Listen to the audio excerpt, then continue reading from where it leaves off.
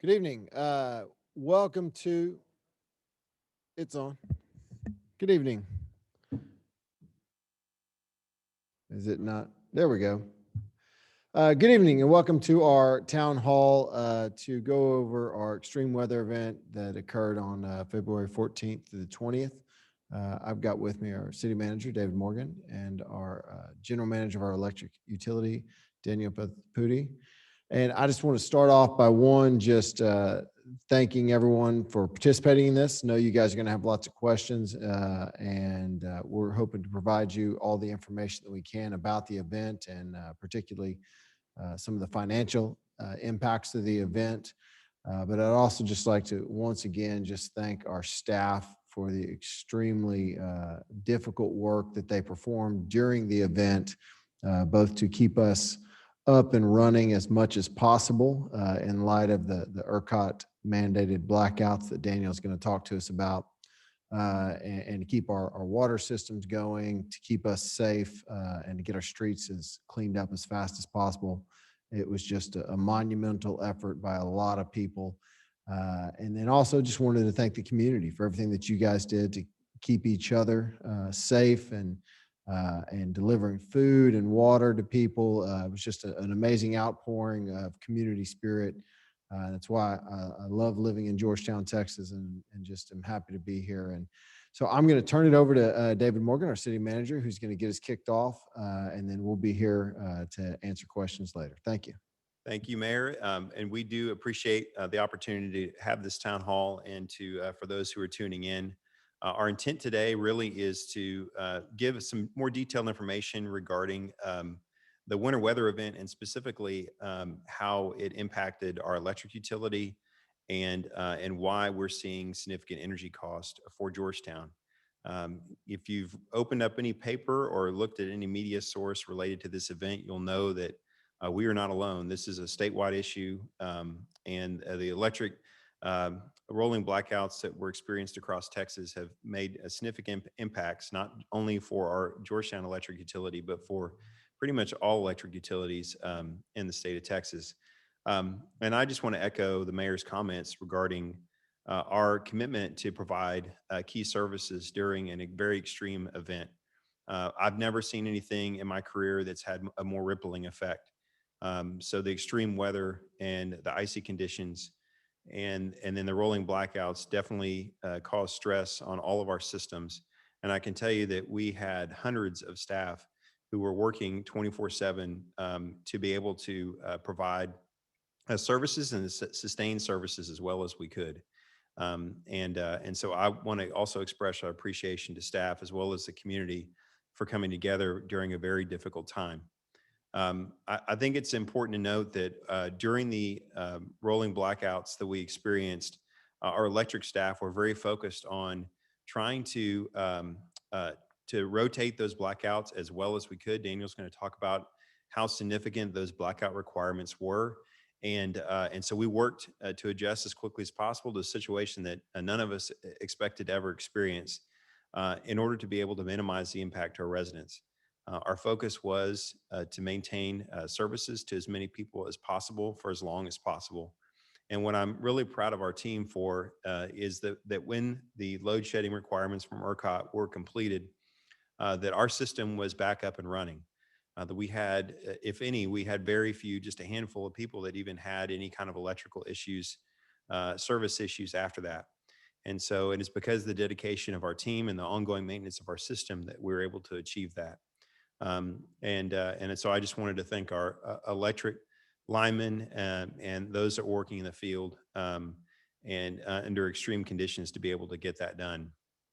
This it has a significant impact for us from an energy standpoint, a cost standpoint, and we're committed to obviously to advocate at the state level to try and minimize those cost impacts to our electric customers as much as possible, but also to do it in a way to where we work to minimize the impact to rates as much as possible as well. And so this is a very fluid situation. I know that our general manager of electric has been actually tuning in to the hearings that are happening at the state level all day today, and he continues to track that closely along with others on our team.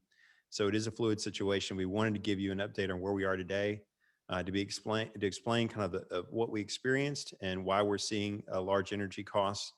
And then we do have a plan to address it. And I know that council has weighed in and been supportive of that direction. So with that, I'll hand it over to our general manager of electric to talk through it. And just wanted, before I give it to him, I wanted to remind you that we will do Q&A at the end, and we will. I know Daniel will get through some of these slides as quickly as possible. Make sure there's time for that before we conclude at the end of the hour. But you can submit your questions through texting. You can see that on the screen. It's 512-641-4400, or you can email pio@georgetown.org. The Zoom chat feature is not working for us, and so we need you to submit this through this way, either through text or through an email. So with that, I'll hand it over to Daniel. Thank you.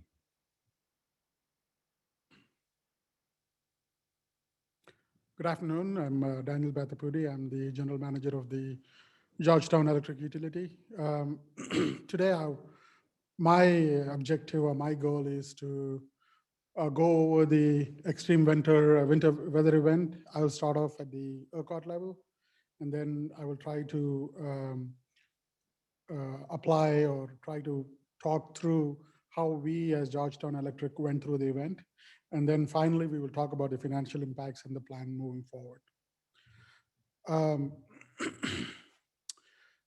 The first set of slides that I'll be talking about are at the ERCOT level, at the grid level, and all the information that I'm using here are from the slides that were used by the CEO of ERCOT, Mr. Bill Magnus, and these are the slides that he used during the ERCOT's Urgent Board of Directors meeting on February 24th, 2021.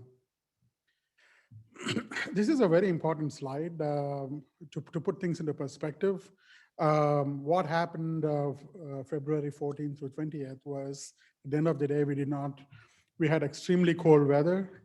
So the load or the demand for electricity was significant, and we did not have enough generation during majority of those days.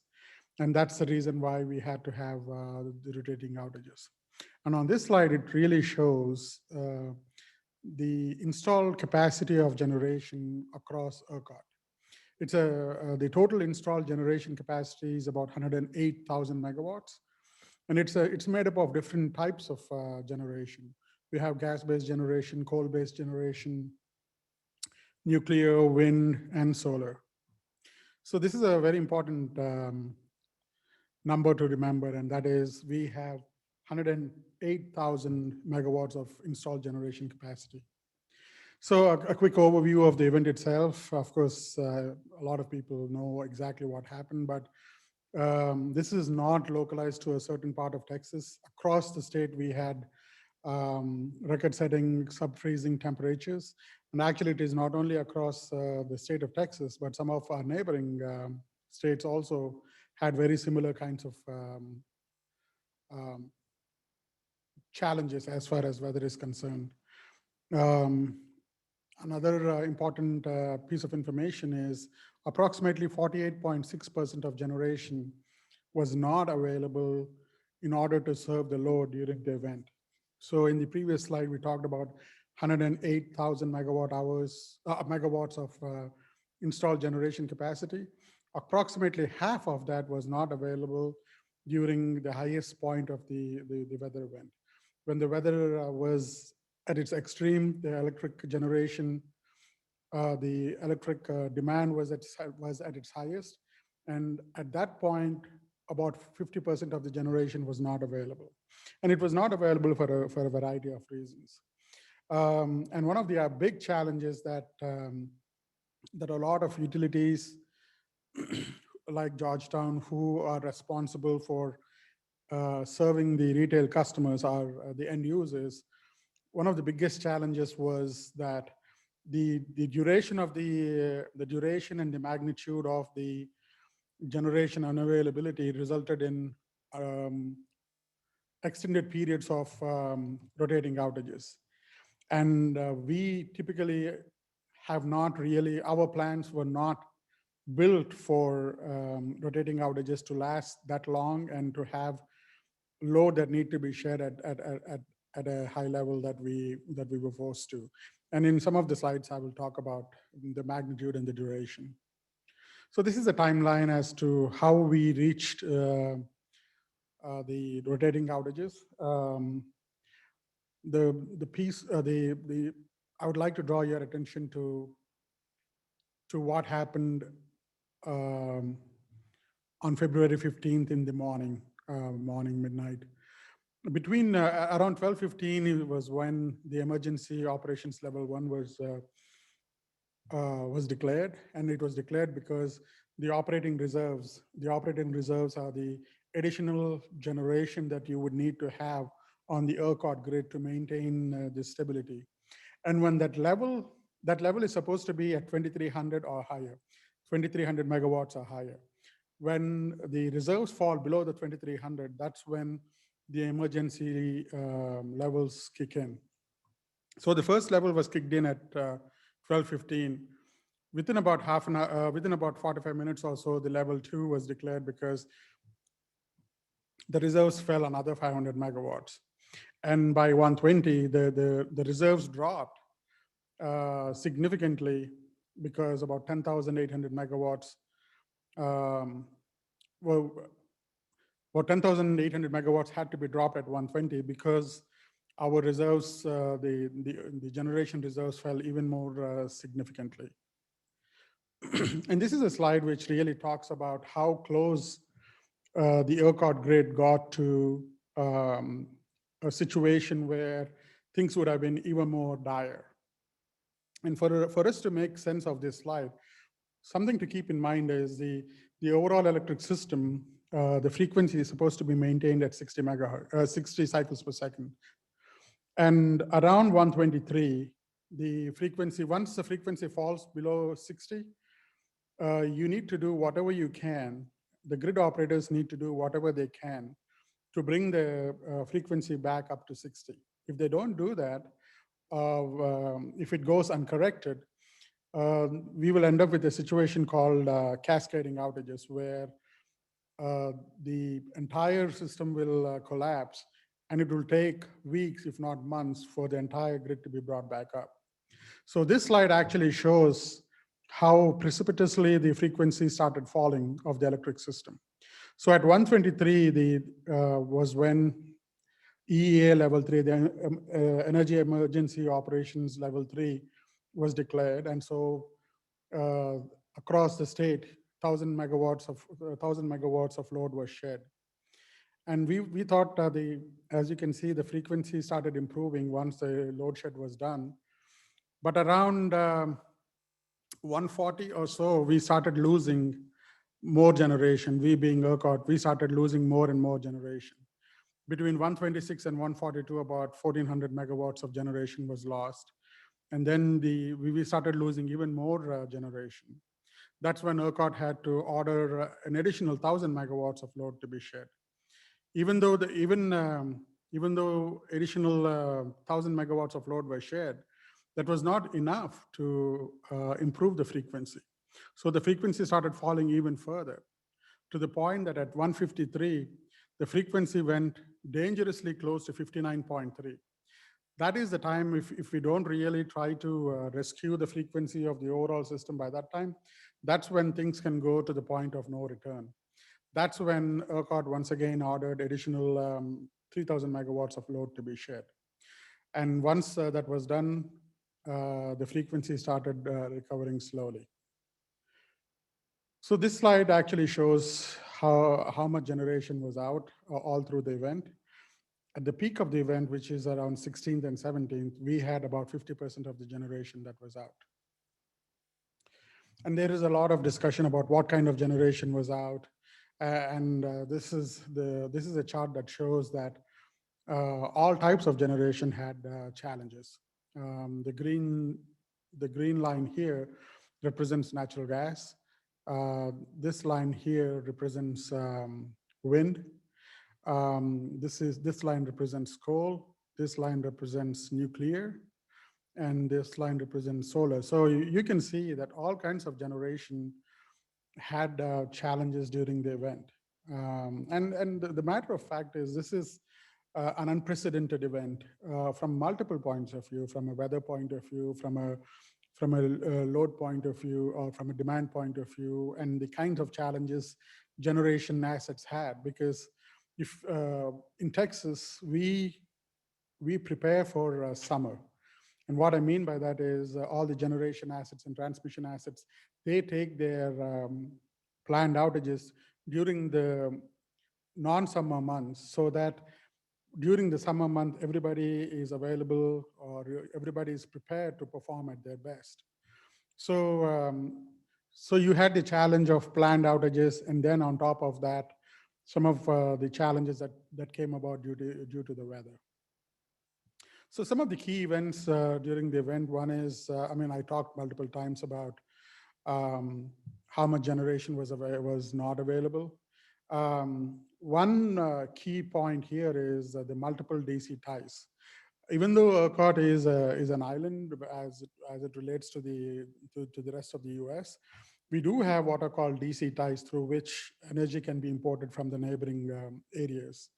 But because the weather event was not only just isolated to Texas, but even some of the neighboring systems had similar issues, we could not really import as much energy as we could have using the DC ties. Another key event or critical event that happened was on the 15th, the PUC, the Public Utility Commission of Texas, that's the entity that has control or oversight over ERCOT. They issued an order where they set the maximum price cap at $9,000. So basically what they said was the price of energy in the market, in the ERCOT market, will be at $9,000 per megawatt hour. They issued that order on the 15th, and that order went into effect on the 16th and stayed through the 19th. So that's approximately 4 days where energy was trading at $9,000 per megawatt hour. To put things into perspective, January of 2021, the comparable number was about $21 per megawatt hour.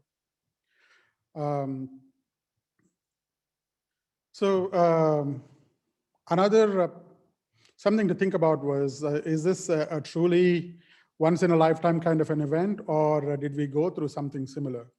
Yeah, we went through something similar in 2011, but that's where the similarities end. When you compare what we went through in 2011 to 2021, the 2021 event is significantly more, is at a grander scale, if you can use the word grand on an event like this. And the reason we say that is the maximum amount of generation that was out in 2011 was about 15,000 megawatts. In 2021, it's about 52,000. So the amount of generation that was out was higher by a magnitude of 3. The other key information to look at or compare between 2011 and 2021 is the amount of load that was shared during 2011 was about 4,000 megawatts across the state. In 2021, it was 20,000. It is 5 times more. The number of hours when the load shed lasted. In 2011, it was about 7.5 hours. In 2021, it was 70.5 hours.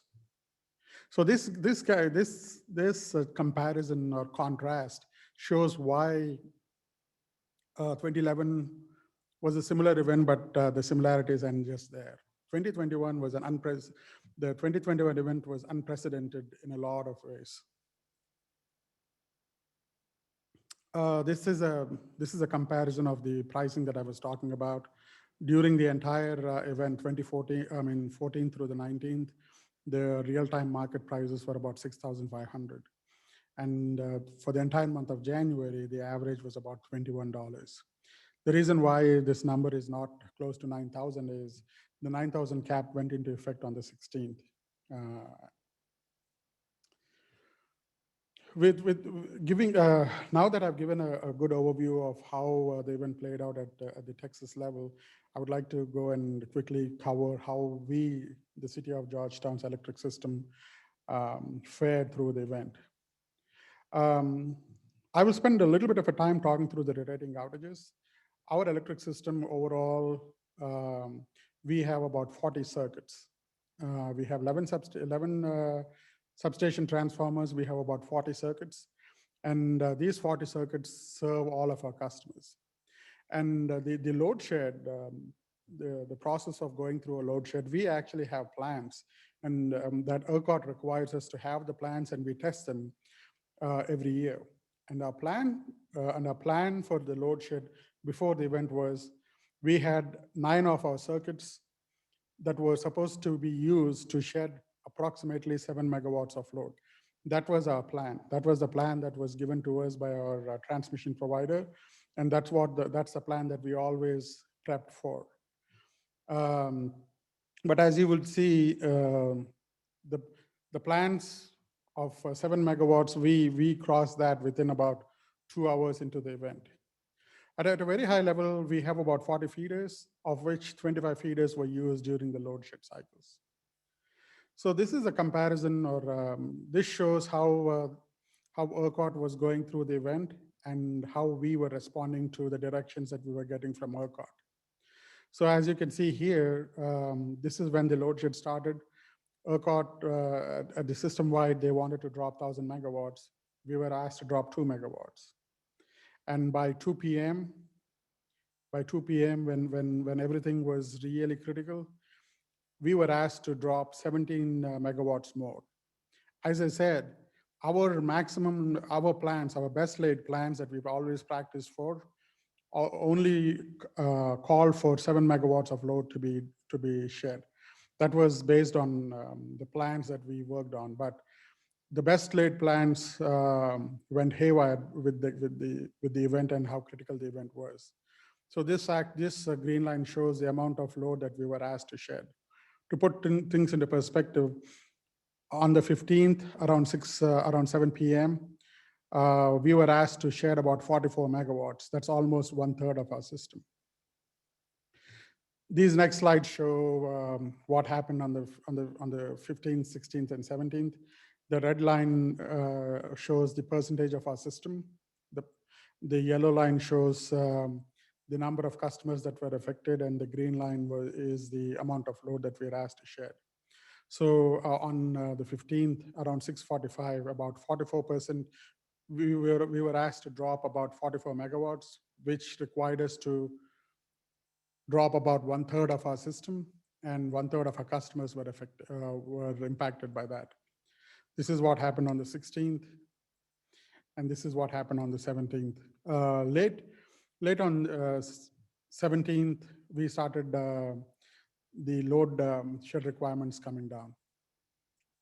Now, quickly pivoting on to the energy portfolio itself. The energy portfolio itself, just to put things into perspective, our peak summer demand in 2020 was 165 megawatts.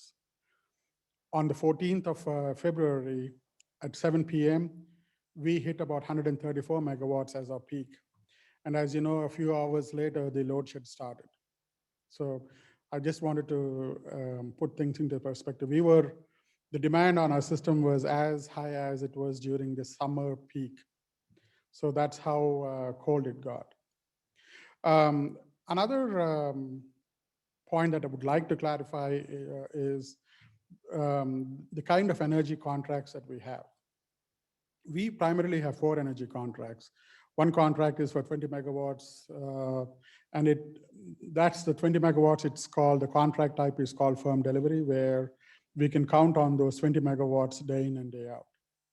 And then we have 3 renewable contracts. One is for 144 megawatts with a wind farm called Spinning Spur, and we have 150 megawatts under contract for a solar plant called Buckthorn, and about 11 megawatts with another wind farm called South Trent. One very, very important point that I'd like to make is all these renewable energy contracts, they are not firm delivery. What I mean by that is we will have access to that energy as long as they generate and as long as they perform. Just because we have 150 megawatts under contract doesn't mean that we get delivery of 150 megawatts day in and day out from the Bucktown solar plant. That's a very important point to keep in mind as far as our energy contracts are concerned. And the reason why their output is variable because they are all renewable energy contracts. Going into the event, we started monitoring our overall energy portfolio. We expected the load to go up, so we increased our load forecast. We started monitoring the wind forecast and the solar forecasts that are generated by ERCOT. And we were keeping track of how we stood or where do we stand as far as our load and as far as our available energy is concerned. And based on the analysis that we've been doing, we did identify there were some periods that we were going to be short. So we started looking at ways in which we can offset our short positions. So we were looking at bilateral trades, and the highest bids that we saw were about $3,000 per megawatt hour.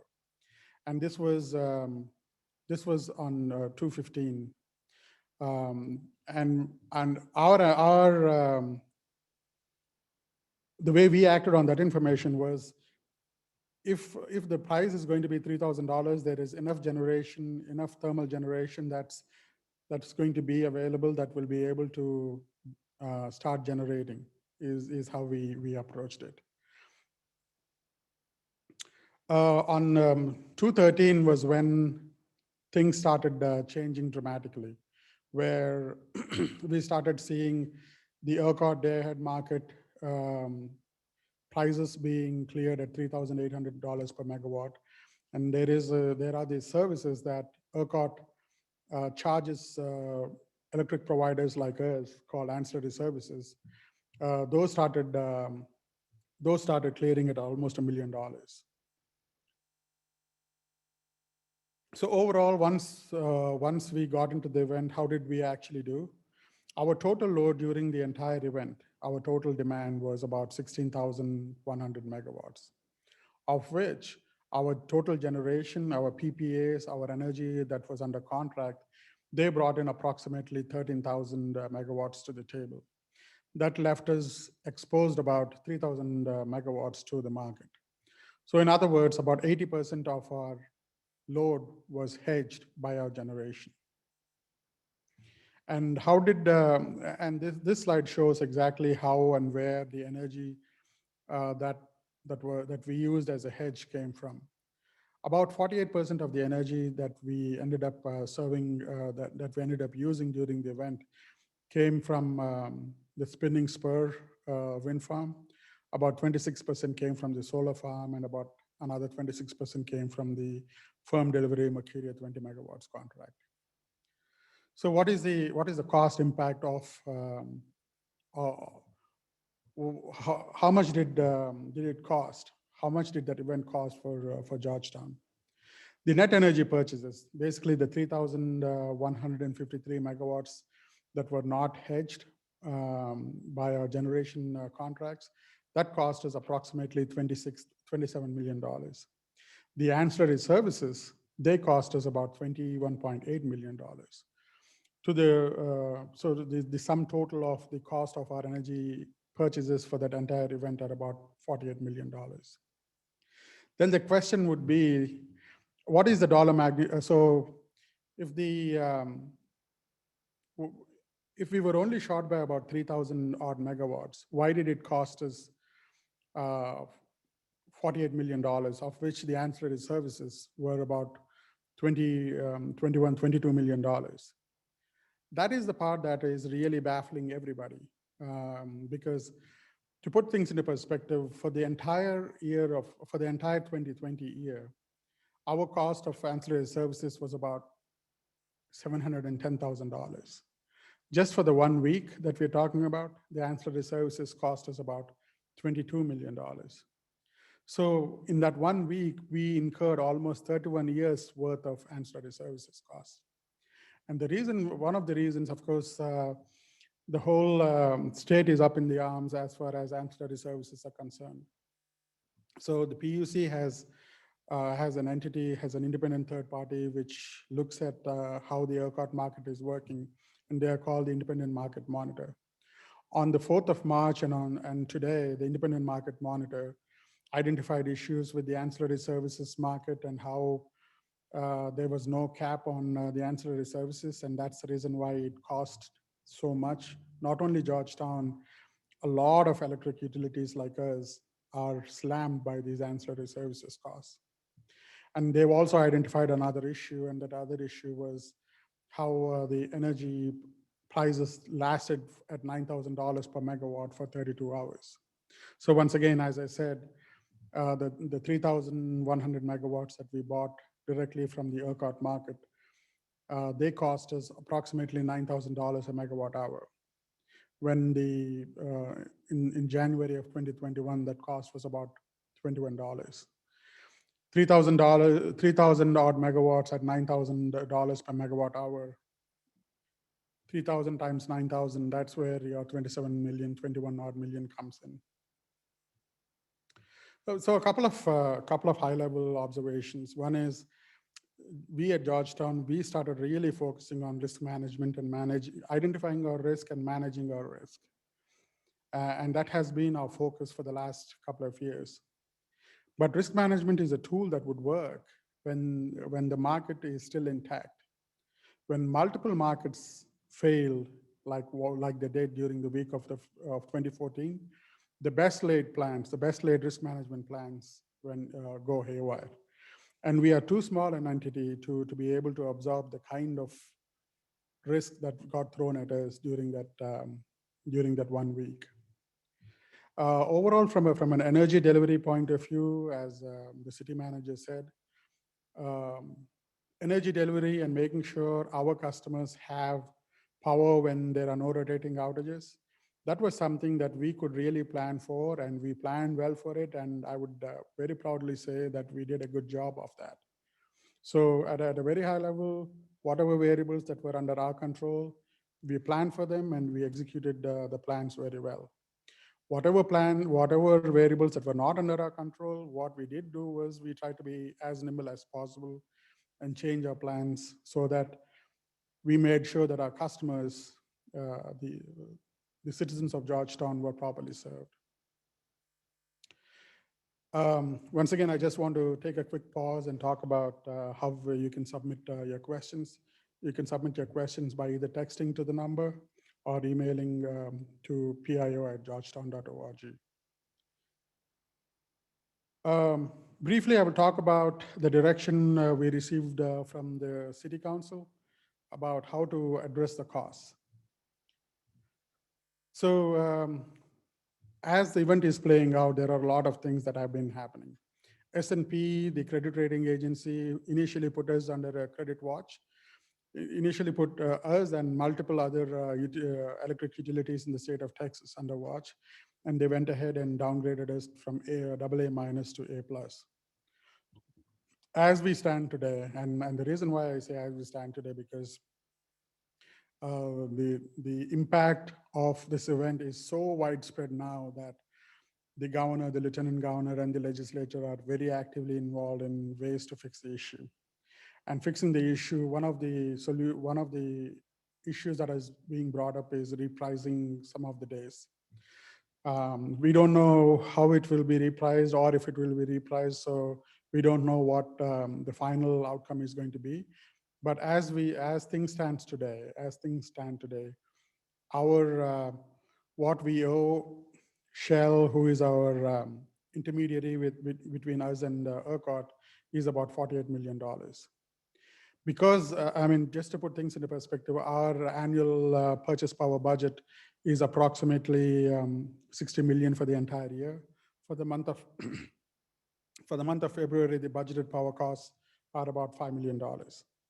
Because we've seen such a significant expense in 1 month, we have to put additional reserves called springing reserves of about $6.4 million in order to make sure we meet all our coverage ratios.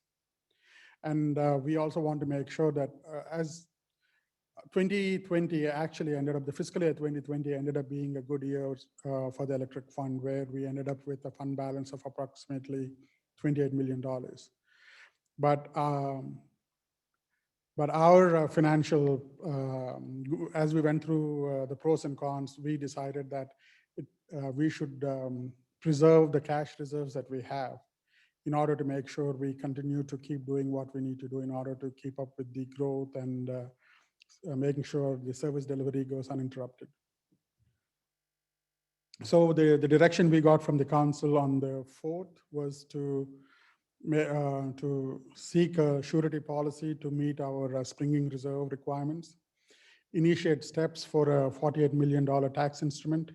That tax instrument will be paid from the electric revenue. The property taxes would be pledged in order to procure a better interest rate. And the way we will be paying for this this debt instrument is through a power cost adjustment of about 1.37 cents per kilowatt hour. And the payment on this note will go into effect in 2022. As we stand today, there are no proposed changes to the electric rates as we stand today. The payment on these notes will come due in 2022. At that time, the existing rate structure will still support the debt service associated with that. And with the new 10-year note and with the existing rate structure, this is how the electric fund is going to look like. But the takeaway from this table is to know that with the new $48 million note and with the existing rate structure, we would still be able to generate enough cash to meet our coverage ratios. This is the timeline. We already started putting things into motion as we speak. Right now, our financial advisor is distributing term sheets to the banks, and we are going through the rest of the steps. With that, I am done with my presentation. I will turn it back to David. Thank you, Daniel. I'm going to be working through the questions, and the mayor, myself, and Daniel will be working to answer the questions the best we can. We've got a lot of good questions, so look forward to going through those right now. The first one, and Daniel, don't sit down because you'll need to come up here. We're sharing the same mic, so we'll share it back and forth. The first question, and there are several questions related to specifically, there were rolling blackouts, and it didn't appear that they were equally distributed through all of our customers. And I know you touched on that somewhat, but it'd be helpful to explain that a little more detail. And then also there was another question that also not just asked about what our load shed requirements were, but then having friends, those people had friends across the state, and they felt like that the question was, were all electric utilities under the same requirements? Because they were hearing reports of other areas where there wasn't the same type of rolling outages, or at least that was the perspective.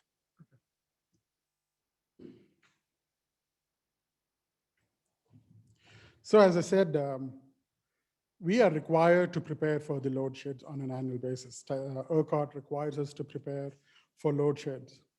And based on our load ratio share, and what I mean by that is based on how big of a system we are in comparison to Texas, to ERCOT, the plan that was given to us was, and this has nothing to do with the event, this is a plan that has been in place annually. And the plan for us was we would need to be prepared to drop about 9 megawatts of load.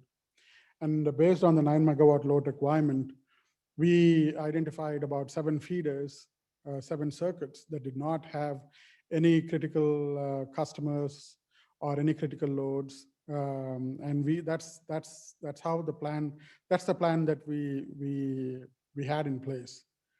Once the event started playing out, we were first asked to drop about 2 megawatts. Within about an hour, we were asked to drop 20 megawatts. Remember, our initial plan, the plans that we had was for about 9 megawatts. So very quickly, we actually had to come up with ways in which we can add more circuits to the list of circuits that we could rotate in the rotating outages. In the middle of all of this, because of the weather, we started having communication issues Now we actually had to send our journeyman linemen who are qualified enough to operate in the substations. We actually had to send our journeyman linemen to all of these substations to make sure that we were able to meet our load shed obligations. And I will say that we planned for about 9 circuits. And as the amount of load that was being asked to shed started increasing, we started expanding and identifying what are the additional circuits that we can add so that our customers will have some kind of a predictability as to when they can expect or how long they can expect to stay and how long they can expect to be out. So we were refining these plans all through the event, and that's how we were actually able to. We started off with 9 circuits, and by the time we got into a good rhythm, we started rotating the outages among 25 feeders, 25 circuits. So once again, as I will say is, we started off with a plan that we thought that was handed down to us. That plan went out of the window within about an hour. So we really had to add more circuits so that more customers can share the burden of the load shed. As far as comparing ourselves to the other utilities that are out there, I would say no two utilities are the same, because the way Georgetown Electric Utility and the makeup of our customers may be completely different from another neighboring utility that we have. And also there may be instances where, and I don't think this happened in Georgetown, but there are instances where there may be some customers that are on a critical circuit, and those customers may not have seen any outages. And across the state, that was one of the things that did get brought up was how come some customers saw rotating outages and some did not. And most probably the reason is that the customers that did not see the outages were on some kind of a critical circuit, and you cannot drop a critical circuit. For example, we have multiple hospitals in our area, or we have multiple critical water and wastewater infrastructure. We did our best not to touch them because those are considered critical infrastructure, and we don't want to drop those customers. So those are probably the reasons why you experience what we experience as far as rotating outages are concerned. All right, thank you, Daniel. Turn this just a little bit, make it a little easier. There we go. Mayor, I think you wanted to say something as well. Excuse me. Sure. Yeah, I just wanted to weigh in on that as well, and assure everyone that there was absolutely no intentional choosing of circuits or neighborhoods or parts of town over other parts. You know, I was literally sitting next to city manager as they were talking through how these circuits were going to be shut down, and we're being forced to adjust, as Daniel said, on an almost 20-minute basis, how much of the load we were required to shed at any given time. And at the same time, trying to make sure that we were not shutting off our hospitals and our water system. As many of you saw and experienced, we did have issues with our water system. If you'll go look at where those issues were, most of those issues were areas outside of our electric utility, because we were emphasizing trying to keep the water going in the areas within our electric utility. And you know, the idea that we would, you know, keep one neighborhood on because somebody lives there or a certain class of people live there is frankly just, you know, ridiculous. And it did not happen. I can assure you of that.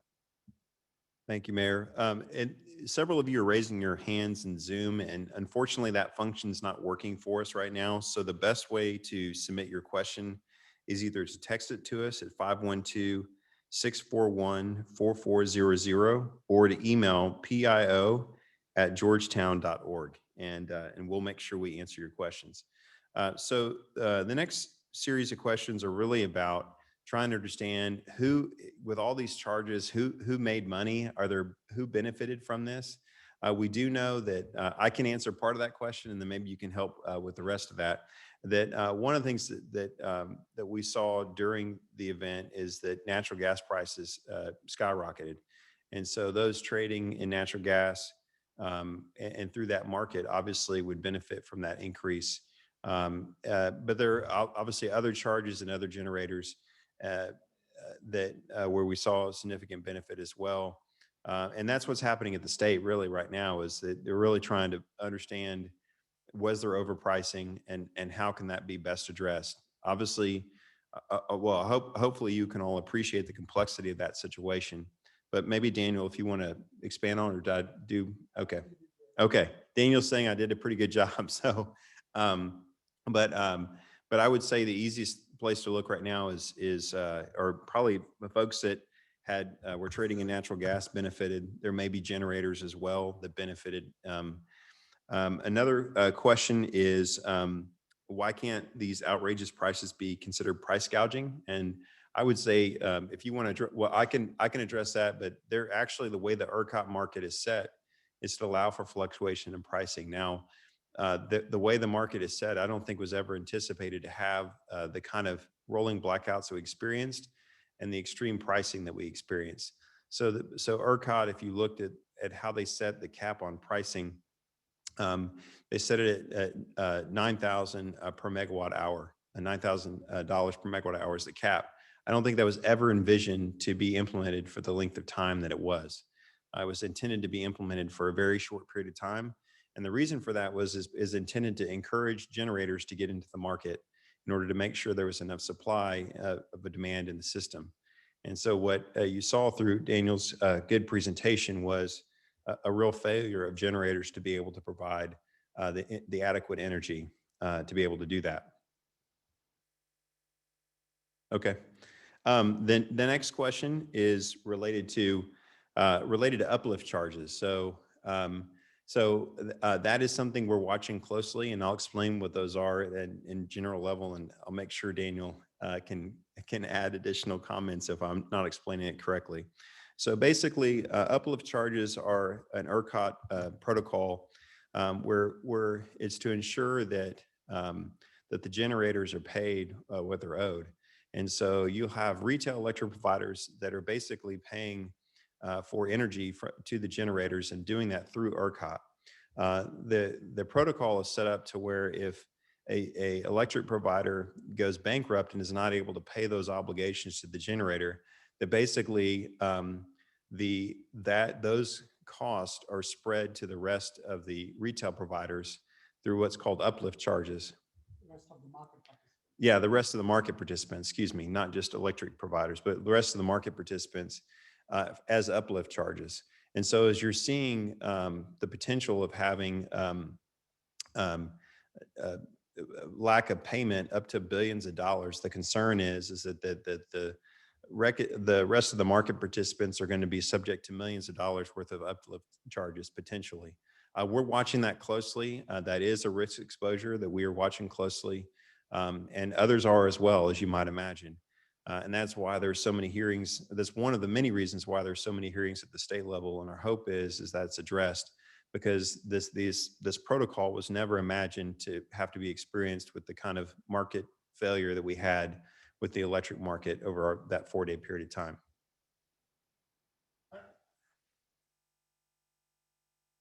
I would like to just add a couple of clarifications to a couple of things. One is, why is it not price gouging? I think the Attorney General's office is looking at the price gouging angle. So there are multiple terms that are floating around. Price gouging is one, pricing error is one, billing error is one, market failure is another, market design. At the end of the day, the issue is so complex. If at all there is one thing that came out clear from this entire event is how intertwined the gas infrastructure and the electric infrastructure and the water infrastructure are in a society like ours. So On one side, it might appear to be price gouging, but on the other side, it may come down to simple supply and demand. But because this is such a complex issue, which spans not only Texas, but when you're talking about gas markets, now you're talking about international markets. When you're talking about hedging in foreign markets, now you're not only talking about gas hedges or electricity hedges, you're now talking about wider commodity markets. So because this issue is so complex, that's the reason why I think rightfully so, the legislature is getting involved.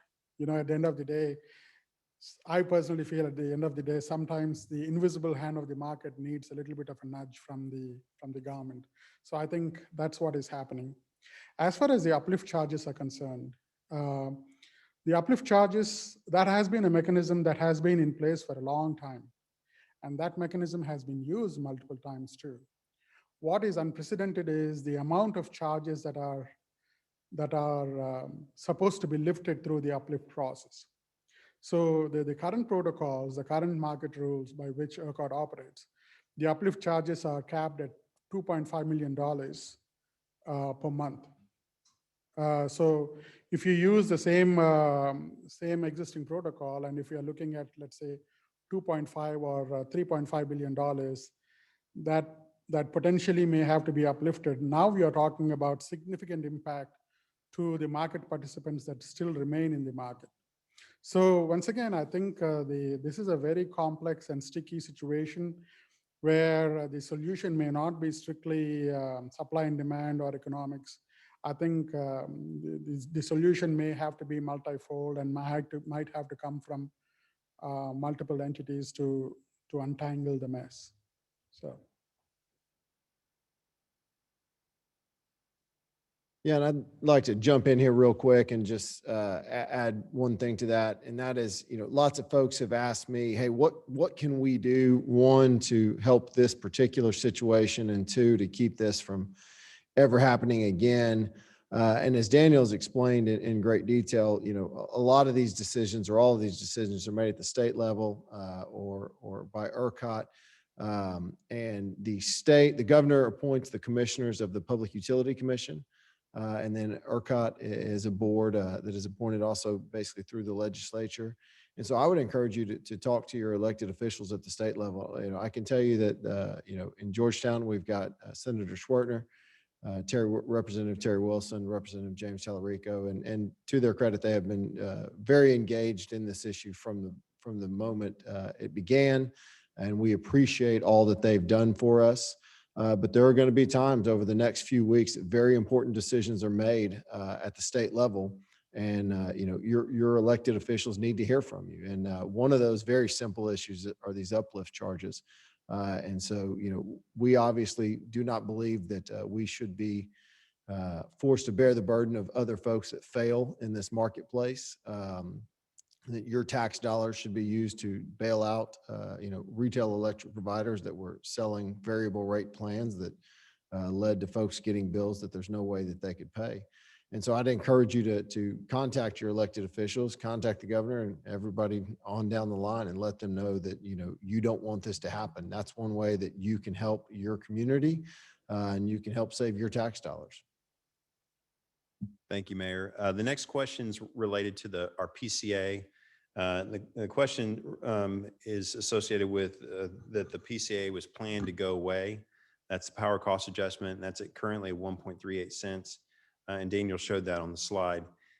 We lowered the PCA from 2.38 cents to 1.38 cents starting in January, and our goal was to get it down to zero by the start of 2022. And the reason for that is because we had one of our contracts was going to end, and we would be able to see a savings large enough to be able to reduce that PCA. And so we do not anticipate, based on the current circumstances, the way they currently stand, unless they change, that we'll lower that PCA. In fact, that PCA of 1.38 cents will be what's used in order to pay for the debt instrument that we have to, or that we are working towards. That doesn't mean that the PCA will stay at that level for 10 years. I mean, obviously, our goal is to have a safe, reliable electric utility, competitive rates. And so we've been working very diligently to reduce the PCA and have competitive rates. And so we'll continue to do that as we work past this specific crisis that we're in right now. And so I would say that cost right now, the debt instrument's planned for 10 years. That's not to say that the PCA will be in for 10 years at that level. But obviously, we will continue to actively work and manage our competitive rates as well as we can. The other question that I'd like to go ahead and address is there was a good question about what have we done to improve the electric fund balance since the end of 2018 or fiscal year 2018. We had a fund balance of 1.9 million, and we approved it currently in our current budget. Our fund balance is projected to end the year. We ended the end of the year at over 18 million.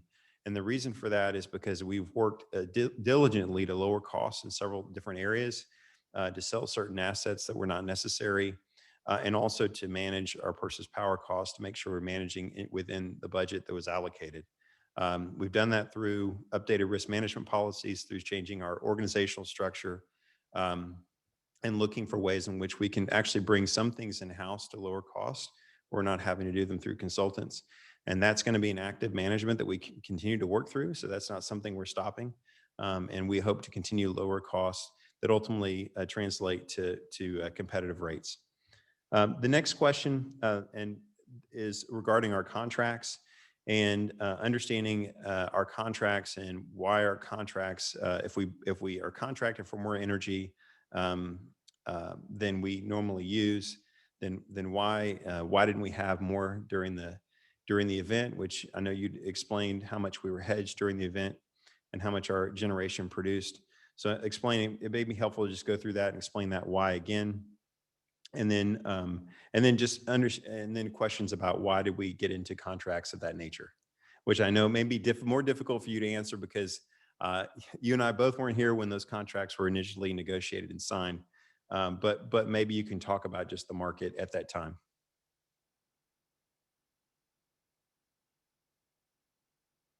So as far as the contracts are concerned, I went through the kinds of contracts we have and the terms by which we get energy from those contracts. Long story short, the renewable contracts that we signed, they are not firm delivery.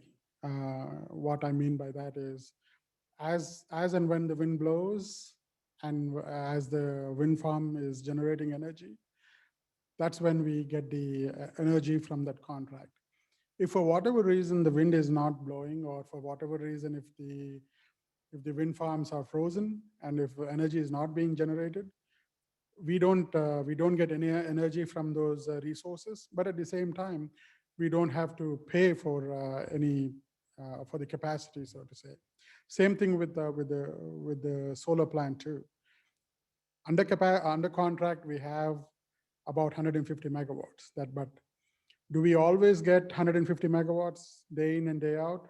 Because it is a solar farm, obviously during the hours when the sun doesn't shine, we don't get any energy from it.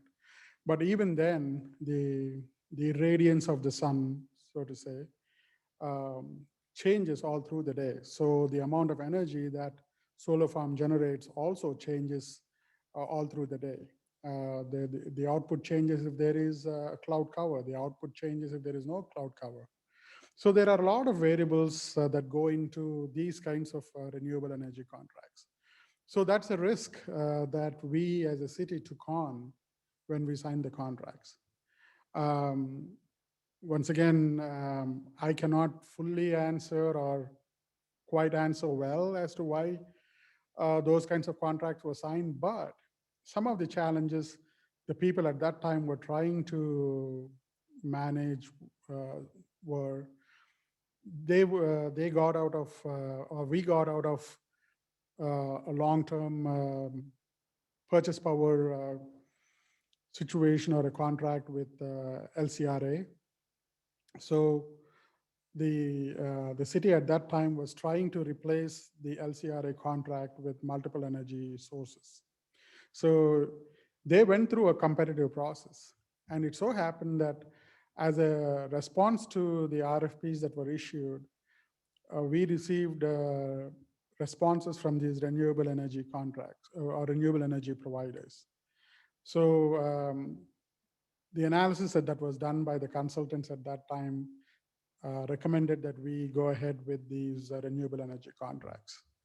Obviously, the current city management or myself, we were not part of the decisions that were made at that time.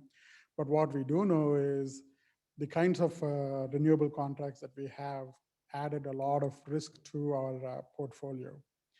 And the way they've added the risk to the portfolio is by the intermittent nature, by the variable nature of these contracts. So we are doing our best to actually manage the risk associated with those contracts. As I said, our demand through the event was about 16,000 megawatts, and some of our renewable energy contracts brought in about close to about 13,000 megawatts to the table. So we were about 80% hedged. In an ideal world, or in a world that works, 80% hedge is not a bad hedge at all. But as I keep going back, February 14th through the 20th event is not a typical day. It's a week where multiple markets failed. So that's why we are dealing with what we're dealing with.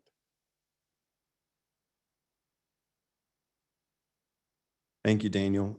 We have a few more questions, or we have several more questions. We're not going to be able to get to all of them during our live event time, but I will make sure we commit to respond to these questions and have those available through our website. But I'll go through a couple more questions, and we'll do our best to answer these. So there is one question about how other cities fared. Specifically, there's reports, news reports about Austin Power, Austin Energy. There's also reports. Actually, I just saw a news story today where San Antonio expects, their electric utility expects the cost for this event to cost them about $1 billion. The city of Denton has their own electric utility. Their cost is $207 million. I think we'll continue to see how different cities are faring in terms of their cost. Austin is different, a little unique in that they identified additional revenue that they generated through this event. And it really has to do with the different generation contracts that they have, or the power plants they specifically own. And so they were fortunate in terms of having, I believe, having generation that continued to perform throughout the event. And we're able to have that. And if our contracts had been the same way in terms of if our contracts with our solar farm, wind farm, if the wind had blown more during that event or performed at a different level, then we would be in the same position. But we're in the same boat that a lot of other electric utilities are in terms of not being 100% hedged and having to buy pricing off the market with extreme conditions.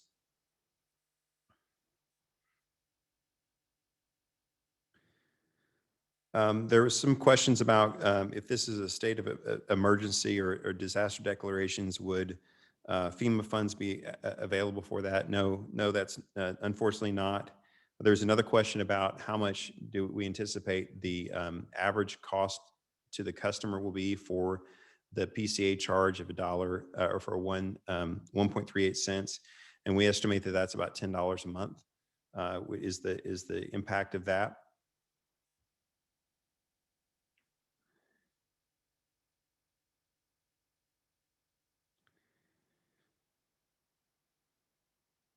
There's also a question about, what will we learn from this? And so I would say that we've actually had an after action report or a process of an after action report, and we plan to present that to council as well to kind of identify some key things that, things that are within our control. There are things that are beyond our control that I don't know how we can better prepare for, but things in our control that we'll look at. There's things on the electric side that I'm sure that we can improve upon. And Daniel talked about that in terms of being more extreme in terms of what we might have in terms of rolling blackouts in the future, and being prepared to handle the rolling blackouts at an improved level.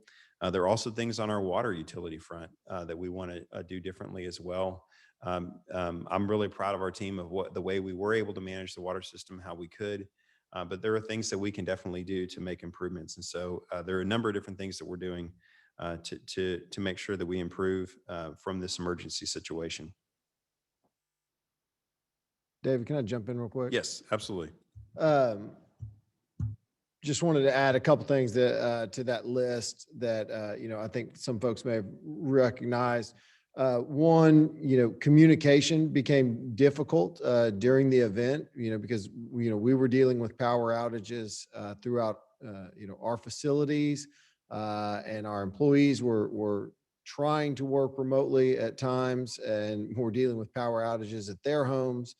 And we recognize that lots of folks were attempting to call us because one of the things that went around on the internet was if you were out for more than 45 minutes, call your electric provider, which we did not put that out. Other folks did.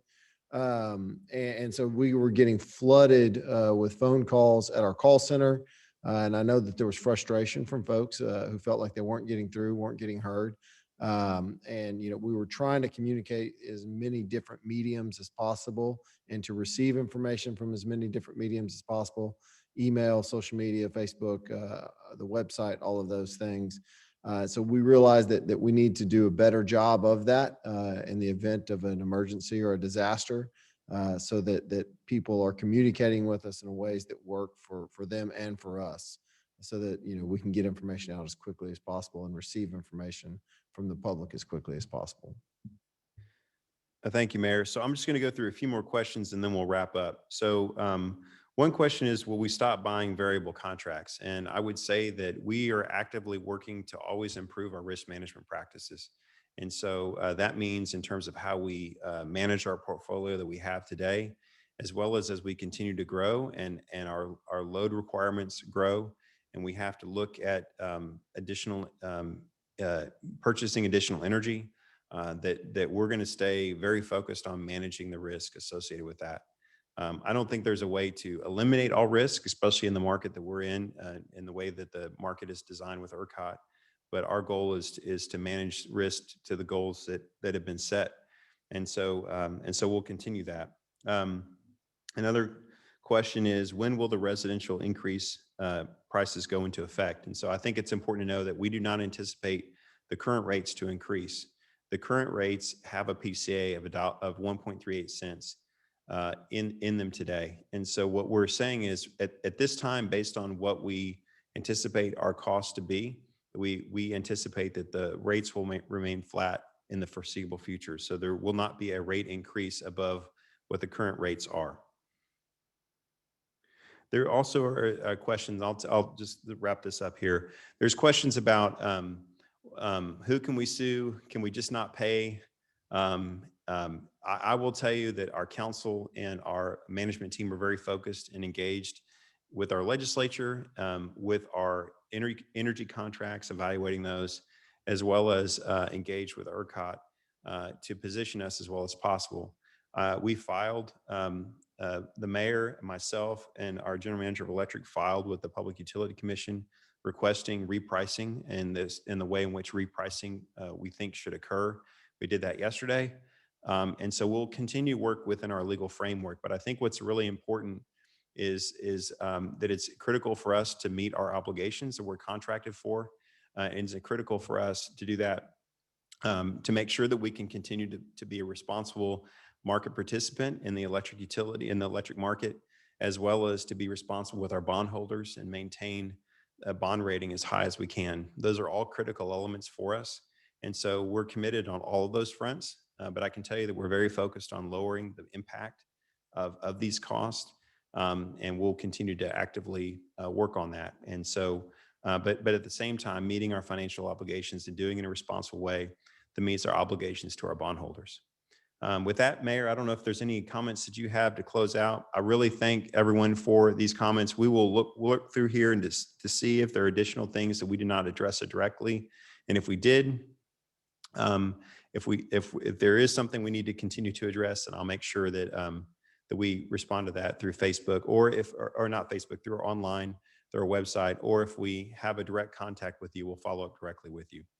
So thank you very much for your time and for engaging with us this evening. Yeah, thank you guys all for participating in this. I want to thank David and Daniel for all the great information they provided. I realize this topic is extremely complex, extremely confusing, and extremely frustrating. And I can tell you that I honestly believe, as Daniel has said, we did the best job that we could controlling everything that was within our control. And I hope that we can, the state as a whole can sort this mess out in such a way that this single event does not have such a disastrous impact on us, and that we can make sure that nothing like this ever happens again in our state.